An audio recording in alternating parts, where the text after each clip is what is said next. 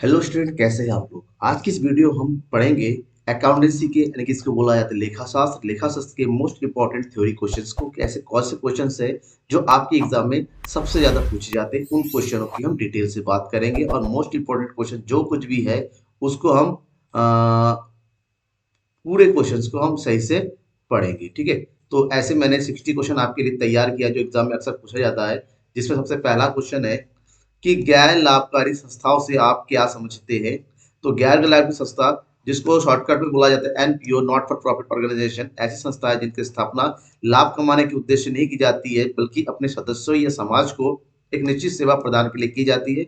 उन्हें गैर लाभकारी संस्था कहते हैं, जैसे विद्यालय, अस्पताल, मंदिर, क्लब, संघ आदि इसमें आ जाते हैं। सेकंड क्वेश्चन है, लाभकारी और गैर लाभकारी संस्थाओं में क्या अंतर है। तो लाभकारी एक तरफ देते हैं, लाभकारी मतलब प्रॉफिटेबल और नॉन प्रॉफिटेबल। लाभकारी संस्था है जिसमें कंपनीज वगैरह आती हैं, गैर लाभकारी संस्था जिसमें एनजीओ आते हैं, हॉस्पिटल वगैरह।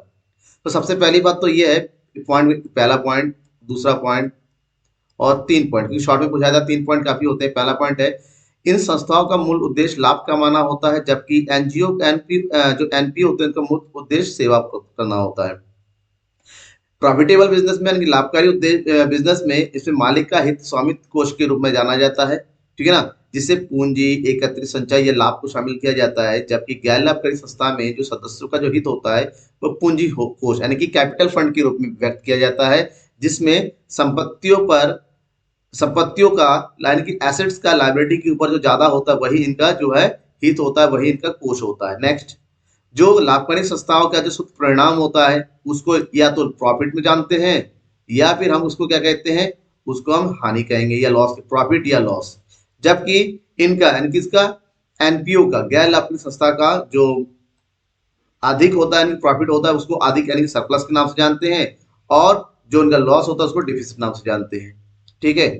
तो नेक्स्ट क्वेश्चन है, क्वेश्चन नंबर 3, प्राप्ति एवं भुगतान तथा रोकड़, प्राप्ति एवं भुगतान एवं रोकड़ जिसको बोलते हैं receipt and payment and cash book में क्या डिफरेंस है। दोनों में अगर बेसिक डिफरेंस की अगर बात करते हैं तो यहाँ पर भी डिफरेंस जो है पॉइंट टू पॉइंट बताइए।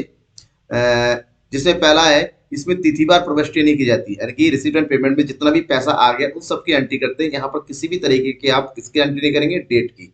जबकि कैश बुक में डेट की डेट, जिस डेट को जो पैसा आता है उस डेट की एंट्री करते जाते हैं।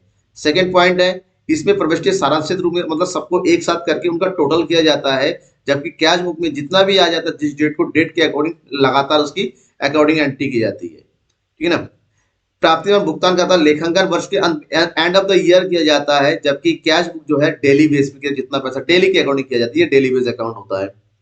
प्राप्ति और भुगतान खाता को गैर लाभकारी संस्थानों द्वारा तैयार किया जाता है, जबकि ये खाता कैश बुक सभी तैयार कर सकता है, चाहे वो गैर लाभकारी हो या लाभकारी हो। फोर्थ पॉइंट की बात करते हैं कि इसके बाय भाग में प्राप्ति भाग और दाय भाग में भुगतान भाग लिखा रहता है, जबकि रोकड़ वही के बाय भाग में डेबिट और दाय भाग में क्रेडिट लिखा जाता है, ठीक है ना। इसकी डिफरेंसेस है। नेक्स्ट क्वेश्चन नंबर 4, आय व्यय खाते की प्रमुख विशेषताओं के लिखिए। आय व्यय खाते की जो प्रमुख विशेषता है, जिसमें सबसे पहला फर्स्ट है कि आय खाता एक नाम मात्र खाता है, ठीक है ना। यह प्राप्ति एवं भुगतान खाता तथा अन्य अतिरिक्त सूचनाओं के समायोजनों के आधार पर बनाया जाता है, क्योंकि प्राप्ति भुगतान खाता बनता है उसके बाद ही आय व्यय खाता बनता है। इसमें केवल चालू वर्ष की ही आय और व्यय को लिखा जाता है, इसमें ना ही प्रीवियस ईयर का और ना ही एडवांस ईयर कुछ भी लिखा जाता है। इसमें पूंजीगत मदों को शामिल नहीं किया जाता है, ध्यान में रखिएगा। क्वेश्चन नंबर 5, कोष आधारित लेखांकन का अर्थ स्पष्ट कीजिए। कोष आधारित लेखांकन यानी कि जो फंड बेस्ड होता है, जिसको बोलते हैं इंग्लिश में स्पेसिफिक फंड। स्पेसिफिक फंड, जो फंड बेस्ड क्वेश्चन होते हैं उसका अर्थ क्या है। कोष आधारित लेखांकन पुस्तकालन की एक ऐसी तकनीक है जिसमें किसी विशेष कार्य के लिए, जैसे मान लो आप केवल खेल करवाने थे, टूर्नामेंट से रिलेटेड, उससे रिलेटेड जो भी होगा, चाहे उसकी संपत्ति हो या दायित्व हो, आय व्यय, उस सब के लिए अलग अलग पुस्तकों में तैयार किया जाता है, उसको वास्तविक अकाउंट में मैच नहीं किया जाता है पहले। क्वेश्चन नंबर 6, साझेदारी किसे कहते हैं। साझेदारी को इंग्लिश में क्या बोलते हैं। साझेदारी का मतलब होता है पार्टनरशिप, और ये पार्टनरशिप होता है एक्चुअली में जब दो या दो से अधिक व्यक्ति मिलकर किसी व्यापार को चलाने, उसका लाभालाभ को आपस में बांटने, अपनी सेवा या पूंजी लगाने के लिए सहमत हो जाते हैं, तो ऐसी संस्था को हम साझेदारी संस्था कहते हैं। इसको और थोड़ा डिटेल से जाने तो भारतीय साझेदारी अधिनियम 1932 की धारा 4 के अनुसार साझेदारी उन व्यक्तियों के बीच का संबंध है जिन्हें किसी ऐसे कारोबार से लाभ बांटने का अनुबंध किया होता है। अथवा इनमें कोई एक या अधिक व्यक्ति सबकी ओर से चलाता है, उसे हम साझेदारी कहते हैं, दैट इज पार्टनरशिप। साझेदारी की प्रमुख विशेषताओं को बताइए, बहुत ज्यादा इस क्वेश्चन को पूछा जाता है, इंपॉर्टेंट क्वेश्चन है। तो साझेदारी की प्रमुख विशेषताओं की बात करें, दो या दो से अधिक व्यक्तियों का होता है, ठीक है ना, मिनिमम 2 और मैक्सिमम 50। सभी साझेदारों के बीच लिखित या मौखिक अनुबंध का होना जरूरी है। साझेदारी का उद्देश्य लाभ कमाना होना चाहिए। व्यवसाय का संचालन सभी साझेदारों के द्वारा या सभी साझेदारों के सहमति से किसी एक साझेदार के द्वारा, वो डिपेंड करता है साझेदार किस तरह से एग्रीमेंट बनाते हैं। साझेदारी संलेख से आप क्या समझते हैं? साझेदारी संलेख की कुछ विषय वस्तु को लिखिए। साझेदारी संलेख मतलब जिसको इंग्लिश में बोला जाता है पार्टनरशिप डीड। पार्टनरशिप डीड क्या होता है? साझेदारों के परस्पर अधिकारों एवं कर्तव्यों को निश्चित करने के लिए उनके बीच एक लिखित अनुबंध होता है, दैट मीन रिटन एग्रीमेंट, जिसे साझेदारी संलेख किया जाता है। और साझेदार संलेख की हम बात करें, इसमें कुछ प्रमुख बातें आती हैं, जिसमें फर्म में का नाम क्या है, मतलब बिजनेस का नाम, उसका एड्रेस, एक्चुअली मुख्य बिजनेस क्या है, सभी साझेदारों का नाम आता है, पते, और उन्हें कितनी कितनी पैसे लगा रखे, मतलब विनियोजित पूंजी, साझेदार की पूंजी, ऋण आहरण पर कितना ब्याज दिया जाएगा, लाभ विभाजन अनुपात क्या क्या होगा, साझेदारों के पास परस्पर अधिकार, कर्तव्य, दायित्व, इस तरह के एग्रीमेंट रिलेटेड सभी चीजों को इसमें इंक्लूड किया जाता है। क्वेश्चन नंबर 9, साझेदारी संलेख के अभाव में लागू होने वाले व्यवस्थाओं को लिखिए। अगर मान लीजिए साझेदारी संलेख नहीं है, तो साझेदारी संलेख इंग्लिश में बोला जाता है in the absence of partnership deed. तो क्या होगा? अगर साझेदारी संलेख नहीं होता है तो ऐसे में भारतीय साझेदारी अधिनियम, थोड़ा गलत टाइप हुआ है, अधिनियम 1932 के प्रावधान लागू होते हैं, जिसके अंतर्गत जो लाभ और हानि का विभाजन होता है वो बराबर बराबर होगा। साझेदार के ऋण पर जो अतिरिक्त ऋण दिया जाता है उसमें 6% से वार्षिक ब्याज दिया जाएगा। पूंजी पर कोई ब्याज नहीं होगा, ना ही साझेदार को कोई सैलरी या फिर कमीशन दिया जाएगा। और साथ ही कोई पार्टनर अगर बिजनेस से पैसा निकालता है, ड्राइंग करता है, तो उस पर भी कोई ब्याज नहीं लगेगा। ड्राइंग मतलब आहरण होता है बेटा। क्वेश्चन नंबर 10, पूंजी निधि किसे कहते हैं? जिसको इंग्लिश में बोला जाता है कैपिटल फंड। कैपिटल फंड क्या होता है? अलाभकारी संस्थाओं का निर्माण पूंजी के साथ नहीं होता है, अतः ये संस्थाएं अपनी बचत से स्थायी संपत्ति प्राप्त कर पूंजी का निर्माण करती है। इसे ही संस्था की पूंजी निधि कहते हैं, जिसको कैलकुलेट होता है जहां पर एसेट्स ज्यादा होता है और लायबिलिटी कम होते हैं, यानी कि एसेट्स माइनस लायबिलिटी करेंगे तब जाके कैपिटल फंड बनता है। क्वेश्चन नंबर 11, स्थायी पूंजी खाता और परिवर्तनशील पूंजी खाते में क्या अंतर है? अगर स्थायी पूंजी की बात करें तो ये उसको बोलते हैं इंग्लिश में फिक्स्ड कैपिटल अकाउंट, और ये होता है हमारा वेरिएबल कैपिटल अकाउंट। तो स्थायी पूंजी की बात करते हैं, इसमें प्रत्येक साझेदार के लिए 2 पूंजी खाते बनाए जाते हैं। एक होता है पूंजी खाता कैपिटल अकाउंट, दूसरा होता है चालू खाता करंट अकाउंट। जबकि परिवर्तनशील पूंजी खाते में केवल एक ही अकाउंट बनाया जाता है, जिसको बोलते हैं कैपिटल अकाउंट। सेकेंड पॉइंट, कुछ विशेष परिस्थितियों को छोड़कर पूंजी खाते का शेष हमेशा समान रहता है। शर्त यह है कि एडिशनल कैपिटल ना आ जाए। पूंजी खाते का शेष हमेशा बदलता रहता है, क्योंकि जितने भी एडजस्टमेंट होते हैं वो हमेशा पूंजी खाते में आ जाता है परिवर्तनशील। आहरण आहरण पर ब्याज, पूंजी पर ब्याज, सैलरी आदि जितने भी समायोजन होते हैं वो हमेशा चालू खाते में दिखाए जाते हैं, पूंजी खाते में नहीं। पूंजी खाते में केवल पूंजी रहता है, इसके अलावा कुछ नहीं आता है। जबकि परिवर्तनशील पूंजी खाते के अंतर्गत जितने भी एडजस्टमेंट होते हैं, चाहे आहरण हो, आहरण पर ब्याज हो, पूंजी पर ब्याज हो, सैलरी हो, कमीशन, ये सब कुछ पूंजी खाते में ही कैपिटल के साथ साथ दिखाया जाता है। फोर्थ पॉइंट, पूंजी खाते का शेष हमेशा क्रेडिट होता है तथा चालू खाते का शेष डेबिट क्रेडिट कुछ भी हो सकता है। जबकि यहाँ पर पूंजी खाते का शेष क्रेडिट भी हो सकता है, डेबिट भी हो सकता है, क्योंकि एक ही अकाउंट में सब कुछ एडजस्ट होता है। क्वेश्चन नंबर 12, स्थायी पूंजी खाता और चालू खाते में अंतर लिखिए। तो स्थायी पूंजी खाता और चालू खाते में अंतर जिसको होता है फिक्स्ड कैपिटल अकाउंट और करंट अकाउंट। साझेदारों की पूंजी सामान्यतः व्यवसाय के संपूर्ण जीवन में समान रहते हैं और यहाँ पर बदलता रहता है। सेकंड पॉइंट, साझेदारी खातों के लगाई गई पूंजी प्रदर्शित किया जाता है, जबकि यहाँ पर पूंजी अंशदान को नहीं प्रदर्शित किया जाता है। ठीक है, नेक्स्ट होता है कैपिटल अकाउंट में ब्याज, आहरण पर ब्याज, साझेदारों का वेतन, कमीशन आदि नहीं दिखाया जाता है, जबकि करंट अकाउंट में ऐसा सब कुछ दिखाया जाता है। और फोर्थ पॉइंट है स्थायी पूंजी खाता सदैव ही जमा शेष रहता है। इसका आंसर हमेशा क्रेडिट बैलेंस होता है, मतलब क्रेडिट साइड ज्यादा होगा और डेबिट साइड कम होगा। जबकि यहाँ पर कुछ भी हो सकता है, ठीक ना, नेगेटिव पॉजिटिव कुछ भी आ सकता है। क्वेश्चन नंबर 13, लाभ हानि विनियोजन खाते से आप क्या समझते हैं, या लाभ हानि विनियोजन खाता कैसे? बस आप लोग इस नाम को ध्यान रखिएगा, ज्यादा से ज्यादा शेयर कर दीजिए। 1 अप्रैल से नए बैच के लिए डेली लाइव क्लास शुरू होगी, आप शेयर कर दीजिए अपने दोस्तों के बीच में। कल पेपर है तो उनको पता होना चाहिए। तो क्वेश्चन है लाभ हानि विनियोजन खाता, ठीक है ना। लाभ हानि विनियोजन खाता या समायोजन खाता क्या है? लाभ हानि समायोजन खाता या विनियोजन जिसको कहते हैं, लाभ हानि खाते का विस्तार मात्र होता है। ये खाता वो खाता है जहाँ साझेदारों के लाभ के बंटवारे को प्रदर्शित किया, जिसको इंग्लिश में बोलते हैं profit and loss appropriation account या profit and loss adjustment account. इस खाते में शुद्ध लाभ आहरणों के ब्याज के लिए क्रेडिट किया जाता है और पूंजी पर ब्याज, साझेदारों का वेतन, कमीशन, संचय को डेबिट कर दिया जाता है। इस खाते की कुछ विशेषता है जिसमें यह लाभ हानि खाते का विस्तार मात्र होता है, इसे साझेदार की फर्म द्वारा तैयार किया जाता है। इसमें की जाने वाली प्रविष्टियां साझेदारी संलेख और साझेदारी अधिनियम के द्वारा निर्धारित होती है।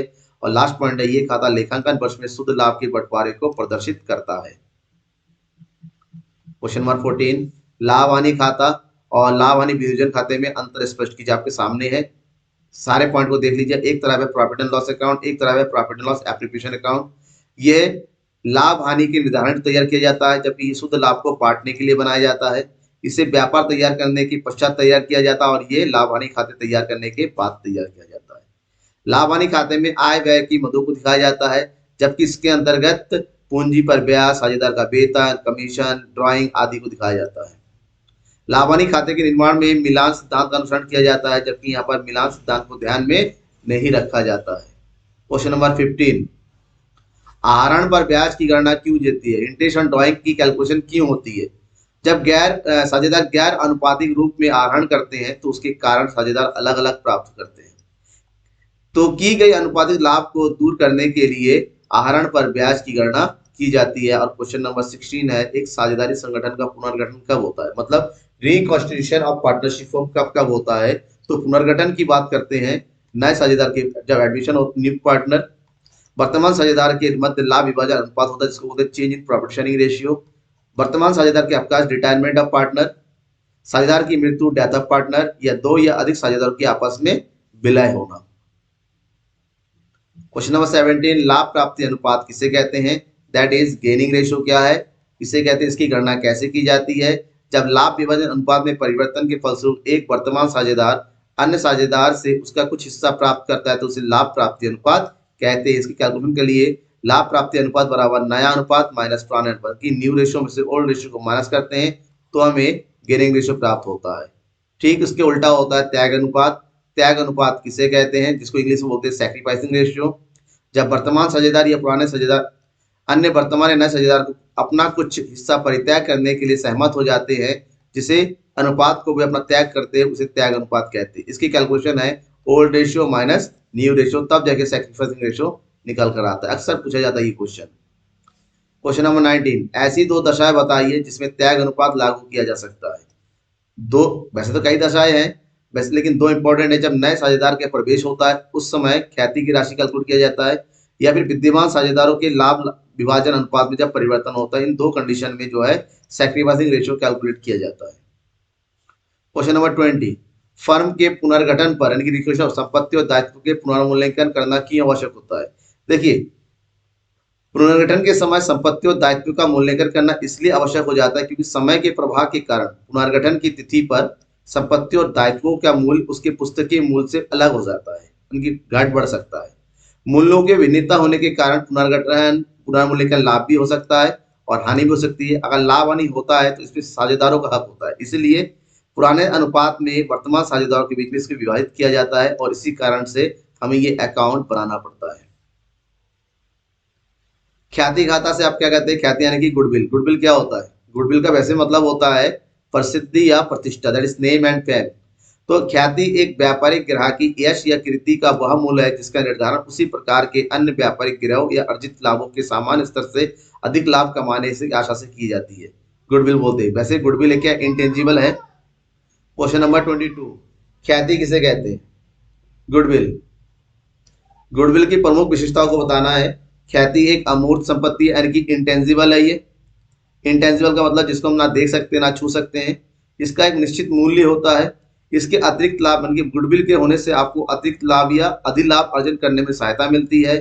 और व्यवसाय कि ख्याति कई घटकों द्वारा निर्धारित होती है, जैसे व्यवसाय का व्यवसाय जो है आकार क्या है, व्यवसायिक कहाँ है, उसका स्थान कहाँ पर, किस प्रकार का बिजनेस होता है, कई सारी बातें होती है जिस पर गुडविल डिपेंड करता है।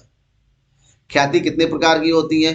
ख्याति को बेसिकली दो वर्गों में बांटा जाता है। एक क्रय की गई ख्याति, यानी कि एक ख्याति जिसको परचेज किया जाता है, खरीदा जाता है, दूसरे का नाम का ले लिया, दूसरे का ब्रांड ले लिया जाता है। दूसरा होता है आपने अपना खुद ही कमाया, अर्जित की गई ख्याति। ख्याति के मूल्य को प्रभावित करने वाले कारकों को बताना है। ख्याति के मूल्य को प्रभावित करने प्रमुख कारक है व्यवसाय की प्रकृति, किस प्रकार की व्यवसाय है, ठीक है ना। जोखिम, व्यवसाय की जोखिम, जिसमें ज्यादा जोखिम होता है उसकी ख्याति कम होती है, जिसमें जोखिम कम होती है उसको ख्याति ज्यादा होती है। एकाधिकार में हमेशा क्योंकि लाभ की आशा ज्यादा होती है इसलिए इसकी ख्याति गुडविल ज्यादा होती है। प्रबंध कुशलता, जिसका प्रबंध मैनेजमेंट जितना अच्छा होता है उसकी गुडविल भी उतनी अच्छी होती है। क्वेश्चन नंबर 25, ख्याति के मूल्यांकन की प्रमुख विधियों के लिखिए। गुडविल का कैलकुलेशन बेसिकली 3 मेथड से किया जाता है, औसत लाभ विधि, अधिलाभ विधि और पूंजीकरण विधि। क्रय वर्षों की संख्या, जिसको बोलते हैं नंबर ऑफ ईयर्स परचेज, क्या है? नए साझेदार को लाभ के लिए जितने वर्षों के लिए सुनिश्चित किया जाता है या विश्वास दिलाया जाता है उसे क्रय वर्षों की संख्या, मतलब आपने बिजनेस को परचेज किया, आपसे कहा जाता है कि आप 2 वर्षों के अंतर्गत आपका लाभ बढ़ने लगेगा, ठीक है ना। ऐसे में जब बिजनेस को परचेज करते वक्त तो लाभ का जो भी ईयर तय किया जाता है उसे हम क्रय वर्ष करते हैं। इसके लिए कोई वैज्ञानिक तरीका नहीं है, ये जो है कौन तय करता है? मैनेजमेंट के थ्रू तय होता है कि कितने साल का हो सकता है। सामान्य लाभ या अधिलाभ से आप क्या समझते हैं? सामान्य लाभ क्या था? सामान्य लाभ को जिसको बोलते हैं नॉर्मल प्रॉफिट, अधिलाभ जिसको बोलते हैं सरप्लस। औसत लाभ से अभिप्राय कुछ वर्षों के लाभ के औसत से है, यानी कि जो सामान्य लाभ होता है। और अधिलाभ, जब सामान्य लाभ पर वास्तविक लाभ का अधिक होता है तो उसे अधिलाभ कहते हैं, जिसको बोलते हैं super profit. And super profit equal to होता है average profit minus normal profit, ठीक है। त्याग अनुपात तथा लाभ प्राप्ति अनुपात में क्या अंतर है? आपको बताना है। ये जो सैक्रिफाइसिंग रेशियो है और ये जो गेनिंग रेशियो, दोनों का डिफरेंस, बेसिकली आपको इसको मीनिंग को पता ही है, तो आपके सामने ये आंसर है। जल्दी से स्क्रीनशॉट लीजिए, जो भी इंपॉर्टेंट क्वेश्चन लगता है उसका स्क्रीनशॉट लीजिए आप अपने पास, ताकि आप इसके बारे में अच्छे से बाद में पढ़ सके, ठीक है। क्वेश्चन नंबर 29, संयुक्त बीमा पॉलिसी क्या है?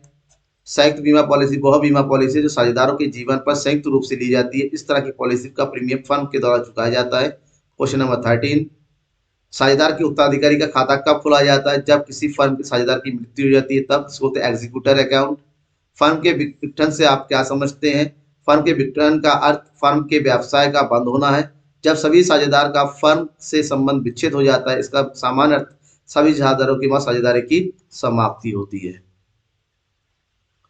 क्वेश्चन नंबर 32, ये भी अंतर है। डिफरेंस क्या है? साझेदारी के विघटन यानी कि डिसोल्यूशन ऑफ पार्टनरशिप और साझेदारी फर्म के विघटन में क्या अंतर है? देखिए, साझेदारी के विघटन का मतलब होता है केवल एग्रीमेंट खत्म हो रहा है, जबकि साझेदारी फर्म का मतलब पूरा बिजनेस ही खत्म हो जाता है। यहाँ पर साझेदारी समझौता का परिवर्तन होता है, यहाँ पर पूरे व्यवसाय ही समाप्त हो जाता है। थोड़ा मिस्टेक है, ये समाप्त होगा, समाप्त हो जाता है। इसमें साझेदारी फर्म का अंत नहीं होता, जबकि यहाँ पर हो जाता है। इसके अंतर्गत पुनर्मूल्यांकन खाता तैयार किया जाता है, यहाँ पर वसूली खाता की रियलाइजेशन अकाउंट तैयार किया जाता है। क्वेश्चन नंबर 33, साझेदारी फर्म के विघटन में किन्हीं 3 रीतियों का लिखिए, ठीक है ना। तो साझेदारी विघटन में 3 रीति कौन है? एक तो ठहराव या समझौतों की तरह आपस में एग्रीमेंट करते कि बिजनेस नहीं करना, छोड़ दो। अनिवार्य समापन, जब समस्त साझेदार एक को छोड़कर समस्त साझेदार दिवालिया घोषित हो जाते हैं या किसी घटना से घटित होने पर फर्म का व्यापार चलाना अवैधानिक हो जाता है उसकी स्थिति में, और या फिर आकस्मिक घटनाओं के होने पर, एक्सीडेंट वगैरह होने पर यह न्यायालय द्वारा समाप्त कर दी जाती है तब। पुनर्मूल्यांकन खाता और वसूली खाते में अंतर, जल्दी से इसका स्क्रीनशॉट ले लीजिए आप लोग, ठीक है ना। तो टाइम बचेगा कि आपके पास टाइम नहीं है, तो इसको ले लीजिए क्योंकि ये एग्जाम में इंपॉर्टेंट है और बहुत ज्यादा इसके बारे में पूछा जाता है कि रिवोल्यूशन अकाउंट और रियलाइजेशन अकाउंट में। बेसिकली मैं बता दूं, रिवोल्यूशन अकाउंट तब बनाया जाता है जब पुनर्गठन होता है, साझेदारी खत्म होकर नई साझेदारी शुरू होती है। रियलाइजेशन तब होता है जब बिजनेस का एंड होता है, यानी कि एंड ऑफ द बिजनेस पर होता है, और यहाँ पर जब चेंज होता है, चेंज इन द बिजनेस, ठीक है। कंपनी से आपका क्या आशा है? एक कंपनी से आशा है उस कंपनी से जो कि कंपनी अधिनियम 1956 के अंतर्गत किसी अन्य कंपनी अधिनियम के अंतर्गत निर्गमित या पंजीकृत होती है, या फिर कंपनी कानून द्वारा निर्मित एक कृत्रिम व्यक्ति या आर्टिफिशियल पर्सन जिसका पृथक अस्तित्व होता है, निरंतर उत्तराधिकार और सार्वमुद्रा होती है। एक कंपनी की आवश्यक विशेषताओं के लिखिए।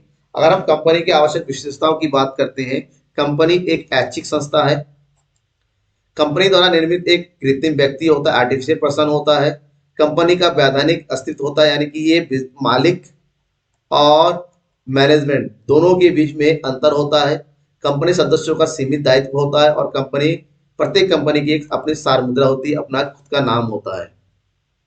निजी कंपनी किसे कहते हैं? निजी कंपनी वह कंपनी है जिसकी न्यूनतम प्रदत्त अंश पूंजी 1 लाख रुपए अथवा अधिनियम द्वारा निर्धारित इससे अधिक अंश पूंजी हो, जो अपने अंतर्मियों द्वारा अपने अंशों का हस्तांतरण रोक। यहाँ पर शेयर का ट्रांसफर नहीं होता है, इसके मेंबर 200 से ज्यादा नहीं होने चाहिए और अपने शेयरों को जनता के बीच में इश्यू नहीं कर सकती। ऐसी कंपनी को हम निजी कंपनी कहते हैं। सार्वजनिक कंपनी क्या है? सार्वजनिक कंपनी वो कंपनी होती है जिनके ऊपर निजी कंपनियों के प्रतिबंध लागू नहीं होते हैं। इनकी न्यूनतम प्रदत्त अंश पूंजी 5 लाख रुपए या अधिनियम द्वारा निर्धारित इसकी अधिक राशि हो सकती है। इस प्रकार की कंपनी के सदस्य अपने अंशों शेयर को हस्तांतरित कर सकता है। सदस्यों की न्यूनतम संख्या 7 हो सकती है, लेकिन अधिकतम की कोई लिमिट नहीं होती है। पार्षद सीमा नियम क्या है? पार्षद सीमा नियम क्या है? पार्षद सीमा नियम कंपनी का आधारभूत परिलेख होता है, जिससे कंपनी के कार्यक्षेत्र, अधिकारियों की सीमा, उद्देश्य, पूंजी आदि की पूर्ण व्याख्या होती है। एक कंपनी का बाह्य जगत के संबंध को संचालित करता है, उसे पार्षद सीमा नियम कहते हैं। नेक्स्ट है प्राविवरण, यानी कि प्रोस्पेक्टस से आप क्या समझते हैं? ये क्वेश्चन भी अक्सर एग्जाम में पूछा जाता है। प्राविवरण का आशय ऐसे प्रपत्र से है जो कंपनी के अंशों या ऋण पत्रों के अभिधान या क्रय करने के लिए जनता से प्रस्ताव आमंत्रित करता है। प्राविवरण में कंपनी के व्यवसाय की लाभप्रदता, सुदृढ़ता का वर्णन होता है। मतलब ये एक तरह का ऐसा प्रपोजल होता है, जब शेयर को इशू किया जाता है तब उसके साथ साथ ये प्रोस्पेक्टस दिया जाता है कि एक्चुअली में आप बिजनेस, यहाँ पता जाता है कि उनको हमारे बिजनेस में पैसा क्यों इन्वेस्ट करना चाहिए, जहाँ कंपनी के सारे प्रॉफिटेबिलिटी, सब कंपनी की जो स्ट्रेंथ है, इन सब के बारे में डिटेल से लिखा रहता है। अंश क्या होता है? शेयर किसे कहते हैं? कंपनी की कुल पूंजी एक निश्चित राशि के छोटे छोटे टुकड़ों या हिस्सों के रूप में विभाजित होनी, इन्हीं टुकड़ों हिस्सों को अंश कहते हैं। मान लीजिए एक कंपनी का टोटल अमाउंट जो है 10,000 रुपए है और इनको 10-10 रुपए के हिस्से में बांट दिया जाए तो कितना आ जाएगा? That is 1000। तो जब टोटल कैपिटल को छोटे छोटे हिस्से में बांट दिया जाता है तो उस हिस्से को हम क्या बोलते हैं? शेयर बोलते हैं। ठीक है ना? इसकी एक निश्चित कीमत होती है, जैसे 10 रुपए, 20, कुछ भी हो सकता है। जो व्यक्ति जिसे अंश खरीदता है उसी अनुपात में उसी पूंजी का स्वामी होता है। जो जितना अंश खरीदेगा उतना, और उसी को उतने का अंशधारक, जिसको बोलते हैं शेयर होल्डर। अंश कितने प्रकार के होते हैं? अंश 2 प्रकार के होते हैं, समता अंश और पूर्वाधिकार। समता अंश को बोलते हैं इक्विटी शेयर, जबकि पूर्वाधिकार को बोलते हैं प्रीफरेंस शेयर। नेक्स्ट क्वेश्चन है प्रीफरेंस शेयर क्या होता है? पूर्वाधिकार अंश ऐसे अंश होते हैं जिनकी लाभांश निश्चित राशि निश्चित होती है, यानी कि एक फिक्स परसेंट हो जाता है, और कंपनी के समापन पर, संपन्न लिख दिया, सॉरी, इसकी समापन होगा, उस पर पूंजी वापस होने का प्रथम अधिकार होता है कि जब भी एंड होगा बिजनेस का, उसको पैसा पहले वापस मिलेगा। समतांश क्या है? समतांश ऐसे अंश होते हैं जो पूर्वाधिकार अंश नहीं होते हैं और ये वास्तविक होते हैं, यानी कि ये कंपनी के वास्तविक मालिक होते हैं। ऐसे अंशों का स्वामी कंपनी के शुद्ध लाभ में से पूर्वाधिकार अंशधारियों को एक निश्चित लाभ देने के पश्चात जो भी बचता है वो इनके हिस्से में आ जाता है। इनको कंपनी के मैनेजमेंट को संभालने का, कंपनी के मीटिंग में मत देने का, वोट देने का पूरा अधिकार होता है। पूर्वाधिकार अंश और समता अंश में अंतर लिखिए, ये भी बहुत ही इंपॉर्टेंट क्वेश्चन है। ठीक है ना? ये इंपॉर्टेंट है तो जल्दी से इसका स्क्रीनशॉट ले लीजिए और इसको बाद में पढ़ लीजिए, क्योंकि थोड़ा सा लंबा है, मैंने डिटेल से दे रखा है, बेसिकली इतना डिटेल आता नहीं है एग्जाम में। क्वेश्चन नंबर 49, न्यूनतम अभिधान से क्या आशा है? ठीक है ना? That is minimum subscription. न्यूनतम अभिधान से अभिप्राय पूंजी की उस न्यूनतम राशि से जिसे कंपनी द्वारा अंशों का आवंटन प्रारंभ करने से पूर्व अभिहित कर दिया जाना चाहिए। अभिधान की न्यूनतम राशि संचालकों द्वारा निर्धारित की जाती है, यानी कि मान लीजिए 10,000 रुपए कंपनी ने एज ए कैपिटल इश्यू किया जा रहा है, तो न्यूनतम अभिधान का मतलब कम से कम कितना पैसा कंपनी को आना चाहिए।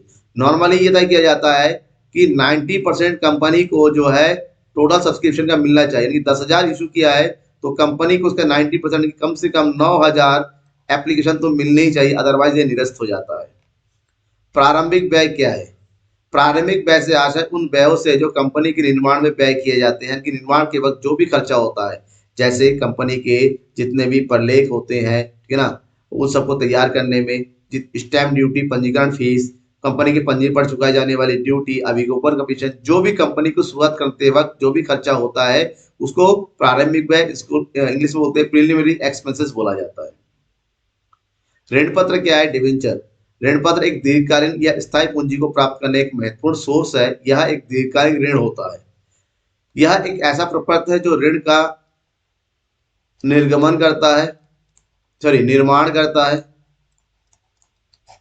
और ऋण पत्र देखिए थोड़ा मिसप्रिंट हुआ टाइपिंग में, हिंदी टाइपिंग थोड़ी दिक्कत होती है। एक निश्चित प्रतिशत से ब्याज भी दिया जाता है, ये ऋण पत्र होता है, ठीक है ना। ऋण पत्रों की प्रमुख विशेषताओं को लिखिए। ऋण पत्र की विशेषताएं हैं, ऋण पत्र कंपनी के ऋण पूंजी का एक प्रलेख होता है। यह एक विशिष्ट व्यक्ति से लिए गए ऋण की स्वीकृति है। इसमें एक निश्चित ब्याज दर हो जाती है। एक निश्चित समय के बाद ऋण पत्रों की रकम को वापस करना होता है। क्वेश्चन नंबर 50, अंशों और ऋण पत्रों में अंतर स्पष्ट कीजिए। अंश यानी कि शेयर और ऋण पत्र मतलब डिवेंचर, इन दोनों के बीच में आप डिफरेंस बताना है। ये कैपिटल का भाग होता है और ये ऋण होता है। अंशधारी कंपनी के वास्तविक स्वामी होते हैं, ये केवल एक लेनदार होता है। इन्हें प्रबंध की समस्त अधिकार प्राप्त होते हैं, यह प्रबंध का अधिकार प्राप्त नहीं होता है। अंशों पर लाभांश दिया जाता है। ऋण पत्रों के प्रतिफल स्वरूप इन्हें निश्चित दर से ब्याज दिया जाता है। इनकी आय अनिश्चित होती है, कम भी हो सकती है, ज्यादा भी। इनकी आय निश्चित होती है, जितना है देना ही पड़ेगा। ये कंपनी के समापन पर जब सभी देयताएं खत्म हो जाती है उसके बाद जो पैसा बचता है वही तभी वापस किया जाता है, और एक निश्चित समय के बाद, क्योंकि ऋण पत्र एक निश्चित समय के लिए इशू किया जाता है, एक निश्चित समय समाप्त होने के बाद इनके वापस करना ही पड़ता है। क्वेश्चन नंबर 51, ऋण पत्र न्यास संलेख डिवेंचर ट्रस्ट डीड का अर्थ बताना है। ऋण पत्र न्यास संलेख वह प्रलेख है जिसे कंपनी अन्य ऋण पत्रों के सार्वजनिक अभिदान से पूर्व ऋण पत्र धारियों के हितों की सुरक्षा के ऋण पत्र न्यासियों की नियुक्ति करके उन्हें निर्गमित करती है। वित्तीय विवरण क्या है? Financial statement. वित्तीय विवरणों से आशय ऐसे विवरणों से है जो किसी व्यवसाय की लाभदायकता तथा वित्तीय स्थिति का चित्र प्रस्तुत करता है। इसके अंतर्गत लाभ हानि विवरण तथा आर्थिक चिट्ठा शामिल होता है, profit and loss statement and balance sheet को इसमें बनाया जाता है। वित्तीय विवरणों की प्रमुख उद्देश्यों को बताना है। इसके अगर प्रमुख उद्देश्यों की बात करें, व्यवसाय की सूचना प्रदान की जाती है, भावी अर्जन क्षमता की जानकारी प्राप्त होती है, महत्वपूर्ण क्रियाओं के संबंध में सूचना दी जाती है, साधनों का समुचित उपयोग जो है सुदृढ़ हो सकता है, रोकड़ प्रवाह के अनुमान में सहायक होता है, साथ ही तुलनात्मक अध्ययन में सहायक होता है। वार्षिक वित्तीय विवरण क्या है? ऐसे वित्तीय विवरण जो वार्षिक आधार पर एक वर्ष के अंत में बनाया जाता है उनके वार्षिक वित्तीय विवरण कहते हैं। कुछ संस्थाओं में इसे वार्षिक प्रतिवेदन भी कहते हैं, जिसे अंशधारियों की वार्षिक आम सभा में प्रस्तुत किया जाता है। क्वेश्चन नंबर 53, वित्तीय विवरणों की प्रमुख सीमाओं के लिए, अगर इसकी प्रमुख सीमाओं की बात करें, इसमें दिखावटीपन ज्यादा रहता है, क्योंकि यहाँ पर बिजनेस की जो कमियां होती हैं उसको छुपा लिया जाता है और केवल अच्छी अच्छी चीजों को, जो प्रॉफिटेबिलिटी आइटम होते हैं उसको शो किया जाता है। ये एक निश्चित समय के लिए तैयार किया जाता है। वास्तविक व्यावसायिक स्थिति की जानकारी कम होती है, क्योंकि यहाँ पर केवल और केवल मॉनिटरी आइटम को लिया जाता है, बिजनेस में होने लगने वाले दूसरे आइटम के ऊपर शो नहीं किया जाता है। साहसी की जो भूमिका होती है, गलत लिखा गया यहाँ पर थोड़ा सा, साहसों की जो भूमिका होती है, क्योंकि एक साहसी होता है जो बिजनेस को बनाता है, उसे मेहनत करता है, उसके पीछे बिजनेस को उठाने का क्या लेता है, रिस्क लेता है, लेकिन एक्चुअल में वित्तीय विवरण की बैलेंस शीट में इसकी किसी भी अमाउंट को शो नहीं किया जाता है। वित्तीय विश्लेषण के उद्देश्यों को लिखिए। वित्तीय विवरण के अगर प्रमुख उद्देश्यों की बात करें, संस्था की वित्तीय स्थिति और लाभप्रदता की जानकारी प्राप्त होती है, इससे कंपनी की शोधन क्षमता की जानकारी होती है, अन्य फर्मों की इससे तुलनात्मक सहायक होती है, व्यावसायिक प्रवृत्ति की जानकारी प्राप्त होती है। क्वेश्चन नंबर 57, तुलनात्मक विश्लेषण क्या है? कॉम्परेटिव एनालिसिस, और इसके प्रमुख उद्देश्यों को लिखिए। तुलनात्मक विश्लेषण किसी एक व्यावसायिक उपकरण के विभिन्न तिथियों के दो या दो से अधिक वित्तीय विवरणों के समान मदों के समूह या अगणित मदों की प्रवृत्ति का अध्ययन होता है। तुलनात्मक विश्लेषण की अगर प्रमुख उद्देश्यों की बात करते हैं तो इसमें क्या है, व्यावसायिक संस्था की भविष्य का पूर्वानुमान लगाने के लिए वित्तीय विवरणों की तैयार किया जाता है।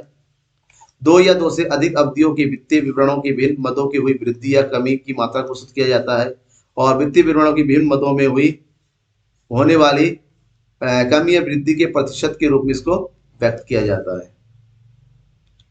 लेखांकन अनुपात किसे कहते हैं? वित्तीय विवरणों पर आधारित अनुपात को लेखांकन अनुपात कहते हैं। लेखांकन अनुपातों का प्रयोग अर्थपूर्ण संबंधों की अभिव्यक्ति के लिए किया जाता है। जो स्थिति विवरण या चिट्ठा या लाभानी खाते लेखांकन संगठन के किसी भाग को दर्शाई गई दो संख्याओं के मध्य होता है। फॉर एग्जाम्पल एक तरफ लेते हैं करंट एसेट्स और करंट लाइबिलिटी, इन दोनों के बीच में अगर संबंध को दिखाना होता है तो क्या निकाला जाता है, करंट रेशियो निकाला जाता है, जो कि ठीक है ना, समझ में आ गया। उसी तरह कंपनी के जितने भी डेप्ट होते हैं और कंपनी की जो भी इक्विटी होती है उनके बीच के जो संबंध को दिखाया जाता है उसको बोलते हैं डेप्ट इक्विटी रेशियो। तो अलग अलग रेशियो निकाला जाता है तो कंपनी की वास्तविक स्थिति को सरलता से समझा जा सके। क्वेश्चन नंबर 59, लेखांकन अनुपात अकाउंटिंग रेशियो के महत्व क्या है। लेखांकन अनुपात आंकड़ों को सरल और समझने में योग्य बना देता है। लेखांकन अनुपात बजट बनाने और नियोजन का आधार प्रदान करते हैं। निवेशकों को संगठन की वास्तविक स्थिति का ज्ञान होता है। लेनदारों को संगठन की वित्तीय स्थिति को समझने में सरलता होती है। और लास्ट क्वेश्चन है इंपॉर्टेंट, रोकड़ प्रवाह विवरण क्या है, के है लिख दिया, देखिए यहाँ पर हो जाएगा क्या है, इसके उद्देश्यों को लिखिए। रोकड़ प्रवाह विवरण यानी कैश फ्लो स्टेटमेंट वह विवरण है जो एक दी हुई अवधि में किसी उपकरण के रोकड़ या रोकड़ तुल्य अंतर्वाह यानी कि inflow of cash and outflow of cash को प्रदर्शित करता है।